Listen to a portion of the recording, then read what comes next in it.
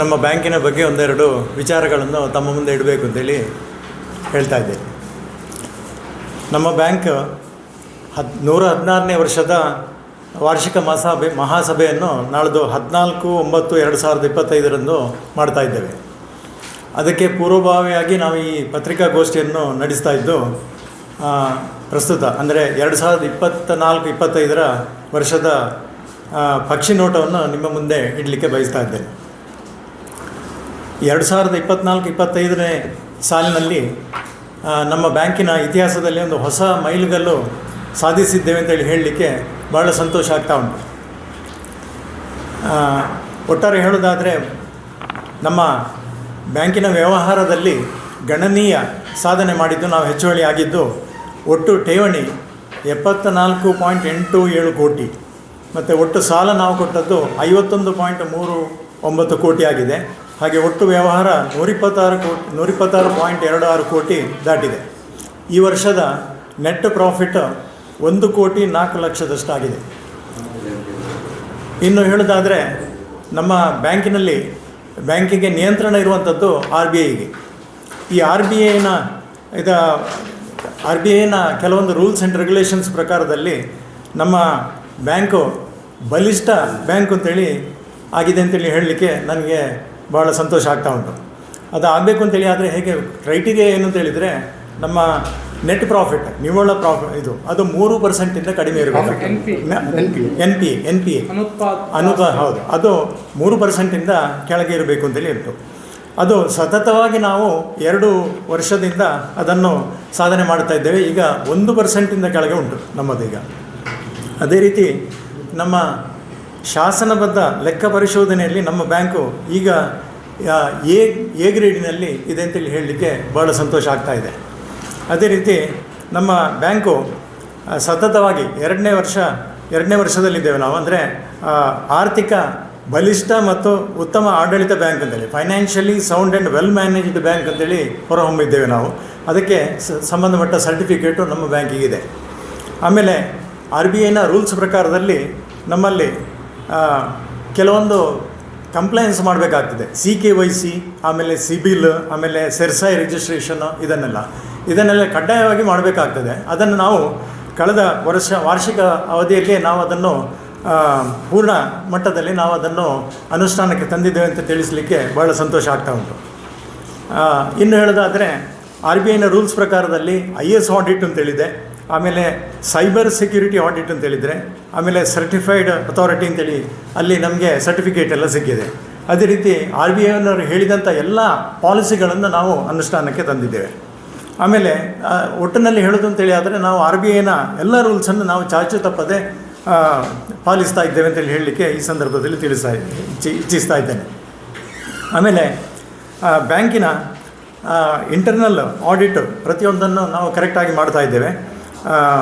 Concurrent auditor ಇದ್ದಾರೆ, ಅವರು ಪ್ರತಿ ತಿಂಗಳು ಬಂದು ಅದನ್ನು ನಮ್ಮ ಲೆಕ್ಕಪತ್ರವನ್ನೆಲ್ಲ ವೆರಿಫೈ ಮಾಡಿ ಅದರಲ್ಲಿ ಏನಾದ್ರು ಇದ್ದರೆ ನಾವು ಅದನ್ನು ನಮ್ಮದೊಂದು ಆಡಿಟ್ ಕಮಿಟಿ ಅಂತೇಳಿದೆ, ಆಡಿಟ್ ಕಮಿಟಿಯಲ್ಲಿ ಅದನ್ನು ಸರಿಪಡಿಸಿಕೊಳ್ಳುವಂಥ ವ್ಯವಸ್ಥೆಯನ್ನೆಲ್ಲ ನಾವು ಮಾಡ್ತಾ ಇದ್ದೇವೆ. ಆಮೇಲೆ ಬ್ಯಾಂಕಿನದ್ದು ನಮ್ಮದೀಗ ಕೋರ್ ಬ್ಯಾಂಕಿಂಗ್ ಸಿಸ್ಟಮನ್ನು ನಾವು ಸಂಪೂರ್ಣವಾಗಿ ಅಳವಡಿಸಿಕೊಂಡಿದ್ದೇವೆ. ಗಣಕೀಕೃತ ಅಂದರೆ ಕಂಪ್ಯೂಟರೈಸ್ಡ್ ಅಂತೇಳಿದರೆ ನಾವು ಮಿನಿಮಮ್ ಮ್ಯಾನ್ಯುವಲ್ ವರ್ಕನ್ನು ಮಾಡಿಕೊಂಡು ಕಂಪ್ಯೂಟರ್ನಲ್ಲೇ ಮಾಡ್ತಾಯಿದ್ದೇವೆ. ಎನಿವೇರ್ ಬ್ಯಾಂಕಿಂಗ್ ಸಿಸ್ಟಮನ್ನೆಲ್ಲ ಮಾಡ್ತಾಯಿದ್ದೇವೆ. ಮತ್ತು ಇನ್ನೊಂದು ಹೇಳೋದು ಅಂತೇಳಿ ಆದರೆ ನಮ್ಮದು 116ನೇ ವರ್ಷದಲ್ಲಿ ನಾವಿದ್ದೇವೆ. ಕಳೆದ ವರ್ಷ ಕಾರ್ತಿಕ ವರ್ಷದಲ್ಲಿ ನಾವು ವಿಟ್ಲದಲ್ಲಿ ಒಂದು ಬ್ರ್ಯಾಂಚನ್ನು ಓಪನ್ ಮಾಡಿದ್ದೇವೆ. ಇದು ನಮ್ಮ ಹೆಚ್ಚಿನ ಸದಸ್ಯರ ಬಹುಕಾಲದ ಕನಸು ಅಂತೇಳಿ ಕನಸನ್ನು ಈ ಆರ್ಥಿಕ ವರ್ಷದಲ್ಲಿ ನಾವು ಮಾಡಿದ್ದೇವೆ. ಆಮೇಲೆ 2025-26 ಅಂದರೆ ಈ ವರ್ಷದಲ್ಲಿ ಇನ್ನೊಂದು ಬ್ರ್ಯಾಂಚ್ ಓಪನ್ ಮಾಡಬೇಕು ಅಂತೇಳಿ ನಮಗೊಂದು ಯೋಜನೆಯನ್ನು ಹಾಕಿಕೊಂಡಿದ್ದೇವೆ. ಅದಕ್ಕೆ ಎಲ್ಲ ಸದಸ್ಯರ ಸಹಕಾರವನ್ನು ನಾಳ್ದು ಜನರಲ್ ಬಾಡಿಯಲ್ಲಿ ನಾವು ಕೇಳ್ತಾ ಇದ್ದೇವೆ. ಅದೇ ರೀತಿ ಪರಿಸರ ರಕ್ಷಣೆ ಅದು ಮುಖ್ಯ ಆದ್ಯತೆಯನ್ನು ಕೊಟ್ಟಿದ್ದೇವೆ ನಾವು ಅದರಲ್ಲಿ. ಅದೇನಂತ ಹೇಳಿದರೆ ನಮ್ಮಲ್ಲಿ ಒಂದು ಸೋಲಾರ್ ಗ್ರಿಡ್ಡನ್ನು ಹಾಕಿದ್ದೇವೆ. 15 kV ಸೋಲಾರ್ ವಿದ್ಯುತ್ ಗ್ರಿಡ್ಡನ್ನು ಹಾಕಿದ್ದೇವೆ. ನಮಗೆ ಬೇಕಾದಂಥ ವಿದ್ಯುತ್ತನ್ನು ನಾವು ಅದರಲ್ಲಿ ಪಡ್ಕೊಳ್ಳುವಂಥ ವ್ಯವಸ್ಥೆಯನ್ನು ಮಾಡಿಕೊಂಡಿದ್ದೇವೆ. ಇದು ಭಾಳ ಸಂತೋಷ ಆಗ್ತಾ ಉಂಟು ಈ ವಿಚಾರವನ್ನು ಹೇಳಲಿಕ್ಕೆ. ಅದೇ ರೀತಿ ನಾವು ರಿಕವರಿ ಮಾಡುವಂಥದ್ದು ಈಗಿನ ಪರಿಸ್ಥಿತಿಯಲ್ಲಿ ತುಂಬ ಕಠಿಣ ಸವಾಲು ಅಂತೇಳಿ ಇರುವಂಥದ್ದು. ಅದನ್ನು ನಾವು ಕೆಲವೊಂದು ಬಹಳ ಕಠಿಣ ಸಾಲಗಳಿಂದ ರಿಕವರ್ ಮಾಡುವಂಥ ಇದನ್ನು ಕಳೆದ ವರ್ಷದಲ್ಲಿ ನಾವು ಮಾಡಿದ್ದೇವೆ. ಆಮೇಲೆ ಬ್ಯಾಂಕಿನ ಸೆಕ್ಯೂರಿಟಿ ಬಹಳ ಮುಖ್ಯವಾಗಿದೆ. ಆ ಸೆಕ್ಯೂರಿಟಿ ಬಗ್ಗೆ ನಮ್ಮಲ್ಲಿ ಸೆಕ್ಯೂರಿಟಿ ಅಲಾರ್ಮಿನ ವ್ಯವಸ್ಥೆ ಇದೆ, CCTV ವ್ಯವಸ್ಥೆ ಇದೆ. ಮತ್ತು ಅದೇ ರೀತಿ ಹಗಲು ಮತ್ತು ರಾತ್ರಿ 2 ಸಂದರ್ಭದಲ್ಲಿ ಸಹ ಕಾವಲುಗಾರನನ್ನು ನೇಮಕ ಮಾಡಿದ್ದೇವೆ. ಆಮೇಲೆ ಇನ್ನೊಂದು ಹೊಸ ವಿಚಾರ ಏನಂತ ಹೇಳಿದರೆ, ಆಧುನಿಕ ತಂತ್ರಜ್ಞಾನ ಅಳಿಸಿಕೊಂಡು ಸೈನ್ ಇನ್ ಸೆಕ್ಯೂರಿಟಿ ಅಂತೇಳಿ ಹೇಳುವಂಥ ಒಂದು ಸಂಸ್ಥೆಯೊಟ್ಟಿಗೆ ನಾವು ಒಡಂಬಡಿಕೆ ಮಾಡಿಕೊಂಡು 24 hours ಕಂಟ್ರೋಲ್ ರೂಮ್ನಲ್ಲಿ ನಮ್ಮ ಬ್ಯಾಂಕಿಂಗಿನ ಭದ್ರತೆಯನ್ನು ಅವರು ಕಣ್ಗಾವಲು ಮಾಡ್ತಾ ಇದ್ದಾರೆ. ಅದೇ ರೀತಿ ಇನ್ನೊಂದು ವಿಚಾರ ಏನು ಅಂತ ಹೇಳಿದರೆ, ನಮಗೆ ಕಳೆದ 2-3 ವರ್ಷದಿಂದ, ಕಳೆದ ಹಲವಾರು ವರ್ಷದಿಂದ ನಮ್ಮಲ್ಲಿ ಬಾಡಿಗೆ 2 ಕೊಠಡಿಗಳಿತ್ತು. ಅದನ್ನು ತೆರವುಗೊಳಿಸಬೇಕು ಅಂತೇಳಿ ನಮಗೆ RBIಯಿಂದ ಆದೇಶ ಆಗಿತ್ತು. ಅದನ್ನು ಕಳೆದ ವರ್ಷದಲ್ಲಿ ನಾವು ಅನುಷ್ಠಾನ ಮಾಡಿದ್ದೇವೆ. ಕೋರ್ಟಿಗೆ ಹೋಗಿ ಅದ್ರಲ್ಲಿ ಕೇಸ್ ಹಾಕಿ ಅದರಲ್ಲಿ ನಾವು ಅವರು 2 ಅಂಗಡಿ ಕೋಣೆಗಳನ್ನು ಸಹ ನಾವು ಬಾಡಿಗೆಗೆ ವಾಪಸ್ ಸ್ವಾಧೀನಕ್ಕೆ ತಗೊಂಡಿದ್ದೇವೆ.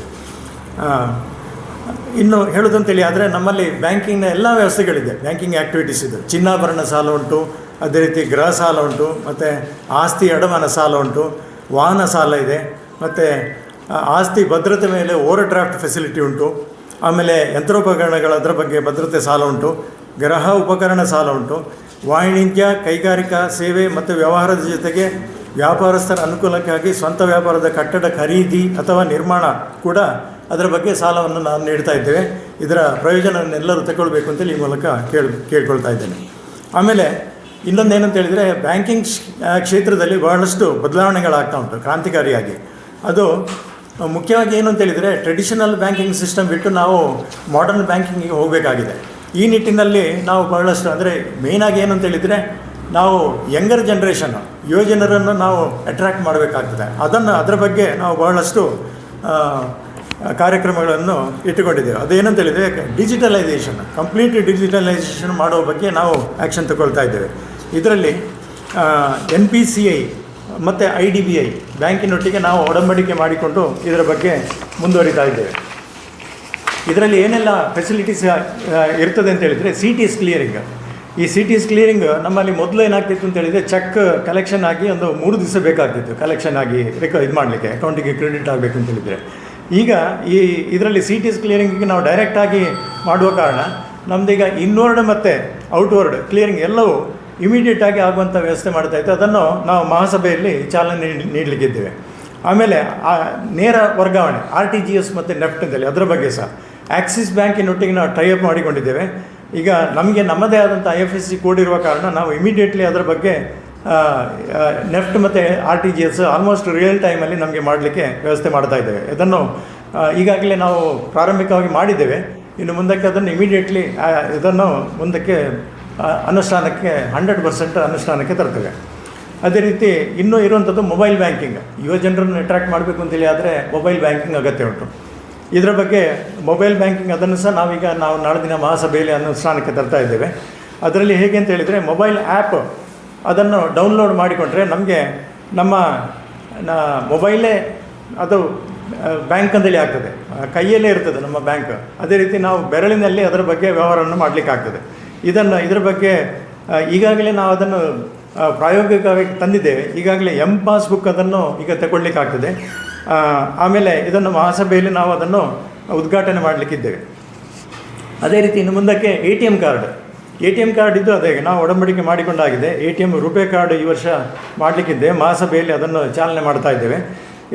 ಇದರ ಬಗ್ಗೆ ATM ಕಾರ್ಡಿನ ಬಗ್ಗೆ ನಮ್ಮ ಬ್ಯಾಂಕಿನ ಯಾವುದೇ ಸಿಬ್ಬಂದಿಯನ್ನು ಬಂದು ಕಾಂಟ್ಯಾಕ್ಟ್ ಮಾಡಿದರೆ ಅದರ ಅರ್ಜಿ ಫಾರ್ಮ್ ಅದೆಲ್ಲ ಸಿಗ್ತಾ ಉಂಟು. ವೆಬ್ಸೈಟಲ್ಲಿ ಸಹ ಅದರ ಬಗ್ಗೆ ಮಾಹಿತಿ ಎಲ್ಲ ಉಂಟು. ಆಮೇಲೆ ಇರುವಂಥದ್ದು UPI ಪೇಮೆಂಟು, ಮೊಬೈಲ್ ಟ್ರಾನ್ಸಾಕ್ಷನ್, ಅದೆಲ್ಲ IMPS ಪೇಮೆಂಟು, ಇದೆಲ್ಲವನ್ನು ನಾವು ಮುಂದಕ್ಕೆ ಅನುಷ್ಠಾನಕ್ಕೆ ತರ್ತಾ ಇದ್ದೇವೆ. ಈಗ ನಾಳ್ದು ಮಹಾಸಭೆಯ ನಂತರ ಅದಕ್ಕೆ ಹೆಚ್ಚಿನ ಚಾಲನೆಯನ್ನು ನಾವು ಕೊಡ್ತಾ ಇದ್ದೇವೆ. ಒಟ್ಟಿನಲ್ಲಿ ಹೇಳೋದು ಅಂತೇಳಿ ಆದರೆ, ಈ ವರ್ಷದ ಆರ್ಥಿಕ ಇದರಲ್ಲಿ 25-26 ಅದರಲ್ಲಿ ನಾವು ಸಂಪೂರ್ಣ ಡಿಜಿಟಲೈಸೇಷನ್ ಬ್ಯಾಂಕ್ ಆಗಿ ಮಾಡಲಿಕ್ಕೆ ನಮ್ಮ ಪ್ರಯತ್ನ ಮಾಡ್ತಾ ಇದ್ದೇವೆ. ಇದಕ್ಕೆ ನಿಮ್ಮೆಲ್ಲರ ಸಹಕಾರ ಬೇಕು ಅಂತೇಳಿ ಕೇಳ್ತಾ ಇದ್ದೇನೆ. ಇನ್ನು ಉಳಿದ ವಿಚಾರ ಎಲ್ಲ ನಮ್ಮ ವಾರ್ಷಿಕ ವರದಿಯಲ್ಲಿ ಉಂಟು. ಇದನ್ನು ತಾವು ದಯವಿಟ್ಟು ನೋಡಬೇಕು ಅಂತ ನಾನು ಕೇಳ್ಕೊಳ್ತಾ ಇದ್ದೇನೆ. ಅದೇ ರೀತಿ ನಾಳೆದು 14/9 ನಾಳೆದು ಆದಿತ್ಯವಾರ ನಮ್ಮ ಮಹಾಸಭೆ ನಡೀಲಿಕ್ಕಿದೆ 10ವರೆಗೆ. ಅದಕ್ಕೆ ತಾವೆಲ್ಲರೂ ದಯವಿಟ್ಟು ಬರಬೇಕು ಅಂತೇಳಿ ನಾನು ಈಗ ಕೇಳ್ತಾ ಇದ್ದೇನೆ. ಅದೇ ರೀತಿ ನಮ್ಮ ಬ್ಯಾಂಕಿನ ಎಲ್ಲ ಯಾವುದೇ ಕಾರ್ಯಕ್ರಮ ಇದ್ದರೂ ನೀವೆಲ್ಲ ತುಂಬ ಸಹಕಾರ ಕೊಡ್ತಾ ಇದ್ದೀರಿ. ಅದಕ್ಕೆ ನಿಮಗೆ ತುಂಬ ಹೃದಯದ ಕೃತಜ್ಞತೆಯನ್ನು, ಇನ್ನು ಮುಂದಕ್ಕೂ ತಮ್ಮ ಸಹಕಾರ ಬೇಕು ಅಂತೇಳಿ ನಾನು ಈ ಮೂಲಕ ಕೇಳಿಕೊಳ್ತಾ ಇದ್ದೇನೆ. ಕಮಿಟಿಯೆಲ್ಲ ಮಾಡಿದ್ದೇವೆ. ಈಗ ಎಲ್ಲಿ ವಯಬಲ್ ಎಲ್ಲಿ ಅಂತೇಳಿ ನಾವು ನೋಡ್ತಾ ಇದ್ದೇವೆ. ಅದರ ಬಗ್ಗೆ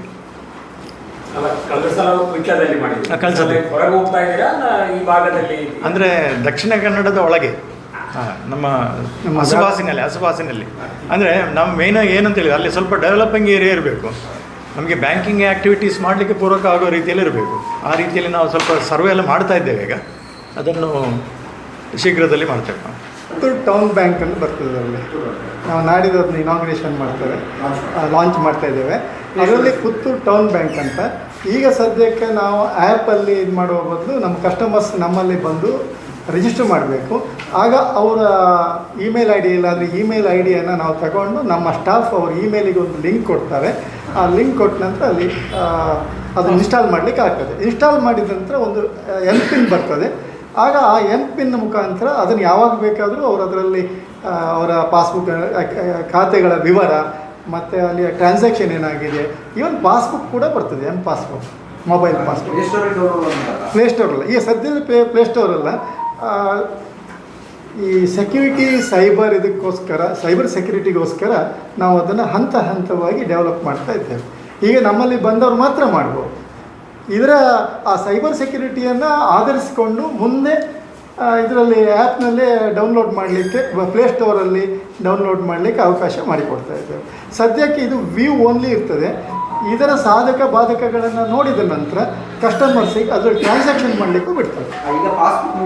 ಪಾಸ್ಬುಕ್ ಮಾಡಲಿಕ್ಕೆ ಅವರು ಯಾವುದೆಲ್ಲ ಅಕೌಂಟ್ ಇದೆ, ಬ್ಯಾಲೆನ್ಸ್ ನೋಡಲಿಕ್ಕೆ ಇಲ್ಲ, ಈಗ ಸದ್ಯ ಇಲ್ಲ. ಯಾಕಂದರೆ ಈ ನಿಮಗೆ ಗೊತ್ತಿದೆ, ದಿನಕ್ಕೊಂದು ಸೈಬರ್ ಪ್ರಾಬ್ಲಮ್ ಬರ್ತಾ ಇದೆ. ಇದನ್ನೆಲ್ಲ ಹೇಗೆ ಆಗ್ಬೋದು, ನಮ್ಮ ಕಸ್ಟಮರಿಗೆ ಸಹ ಎಜುಕೇಟ್ ಆಗಬೇಕು. ಇದನ್ನೆಲ್ಲ ನೋಡಿಕೊಂಡು ಒಂದು ಸೆಟ್ರೇಟ್ ಆದ ನಂತರ ಇಮಿಡಿಯೇಟಾಗಿ ಮೊಬೈಲ್ ಟ್ರಾನ್ಸಾಕ್ಷನ್ಸ್ ಸಹ ಕೊಡ್ತೇವೆ. ಪ್ರಾಥಮಿಕ ಹಂತ ಈಗ ಕೂಡಲೇ ಬರ್ತದೆ. ಶಾಖೆಯ ಗ್ರಾಹಕರಿಗೆ ಉಂಟು ಸರ್. ಈಗ ನಮ್ಮ ಅಧ್ಯಕ್ಷರು ಮೊದಲೇ ಹೇಳಿದಾಗೆ CBS ಕೋರ್ ಬ್ಯಾಂಕಿಂಗ್ ಸೊಲ್ಯೂಷನ್ಸ್ ಅಂದರೆ ವಿಟ್ಲದಲ್ಲಿ ಕೂಡ ನಮ್ಮ ಇದನ್ನು ಟ್ರಾನ್ಸಾಕ್ಷನ್ ಮಾಡ್ಬೋದು, ಇಲ್ಲಿ ಅಲ್ಲಿಂದ ಟ್ರಾನ್ಸಾಕ್ಷನ್ ಮಾಡ್ಬೋದು. ಆ ರೀತಿಯಲ್ಲಿ CBS ಇದೆ. ನಾವು ಈಗ ಇರುವಾಗ ಶಾಖೆ ಪ್ಲಸ್ ಮುಂದೆ ಮಾಡುವ ಶಾಖೆಗೂ ಫ್ರಮ್ ಡೇ 1 ಆ ಫೆಸಿಲಿಟಿಯನ್ನು ಕೊಡ್ತೀವಿ.